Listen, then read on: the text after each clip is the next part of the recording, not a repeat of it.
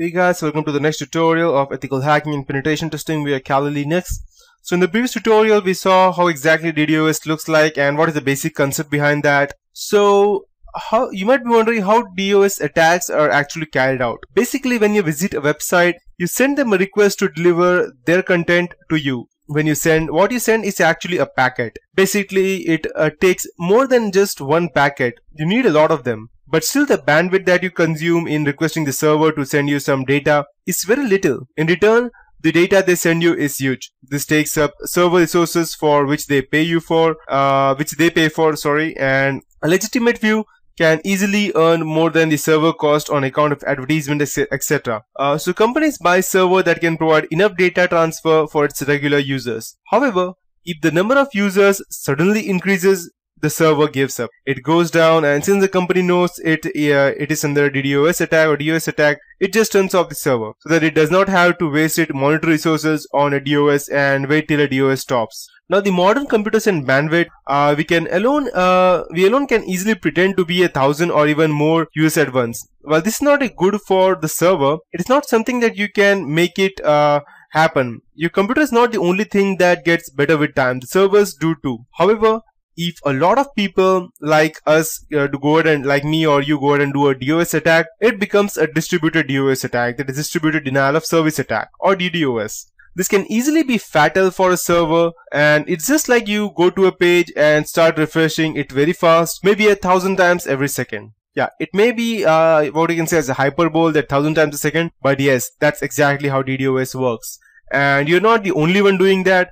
There are thousands others that are doing the same thing. That is, just think of it that 1,000 users refreshing the page 1,000 times in a second, and they're doing this for minutes and hours. Just think what will happen to the company's server. So basically, you guys are equivalent to more than 1 million users using the sites simultaneously, and that's not something the server can take. Sites like Google and Facebook have strong servers and algorithms that can easily identify a DoS and block the traffic from that IP address and the IP address itself. But it's not just that the websites that get better, and the black hat hackers too are improving day by day. This leaves a huge scope for understanding the DDoS attack and becoming an asset to one of these sites: the good, the bad, and the ugly. So you might be wondering that what exactly or is the major difference between DOS attack and DDoS attack?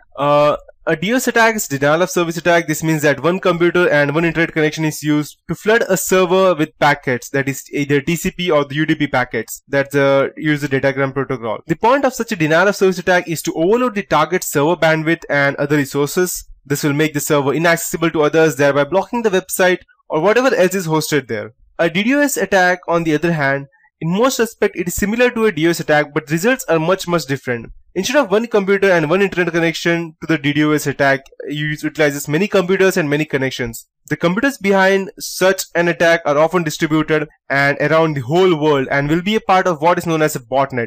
The main difference between a DDoS attack versus a DOS attack, therefore, is that the target server will overload by hundreds or even thousands of requests in the case of former, that is the DOS attack, as opposed to the DDoS attack of just one attacker in the case of the latter. Therefore, it is much, or you can say it is impossible to withstand a DDoS attack as opposed to a normal DOS attack. The reason for that is because if it is a DDoS attack from one particular IP address, then you may go ahead and block the IP address for a specific period of time or for lots of period of time. But let's assume that there are thousands of users all around the world. You cannot go ahead and keep blocking each and every other person, because let's say, for example, I myself have 3 laptops at my home and 2 cell phones. So if I go ahead and you do a distributed denial of service attack, they can block 5 or 10 or maybe let's say 50 at a time. But blocking, so just assume that if a person has 2 computers at his home, or if he can just go to the cyber cafe by just going $2, $5, or maybe 10 rupees, 15 rupees for an hour, that would be more than sufficient for them to go ahead and kill a server or make them down. And it's much harder, or I can say it is impossible, to go ahead and catch the people who actually did DDoS attack. The reason being that there are multiple IP addresses and you cannot actually assume whether it's a DDoS attack actually, or a number of people are trying to log in on your website at the same time. So it can be either of them. So it's not necessary that all the people are actually going ahead and using your using their denial of service attack to go ahead and attack you. It can be like, let's say for example, I'll take an example of our IRCTC website. That is an Indian website for railway ticket booking and air ticket booking. So most of the time during April, when people get a lot of holidays, you will see that the time that the website is extremely slow, or it will show you that it's under maintenance. The reason for that is because, first of all, there are people booking lots of tickets.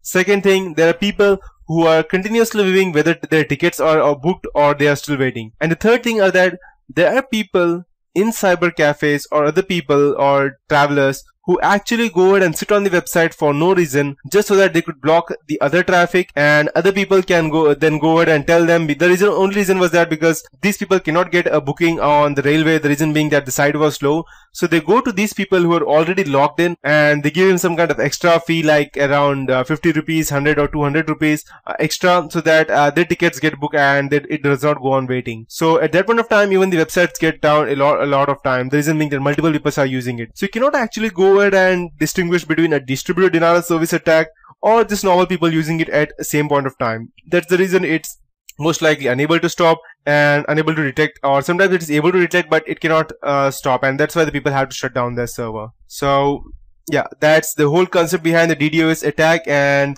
that is it for this tutorial. In the next tutorial, I'll be teaching you about the different levels of attack, the OSI models and stuff.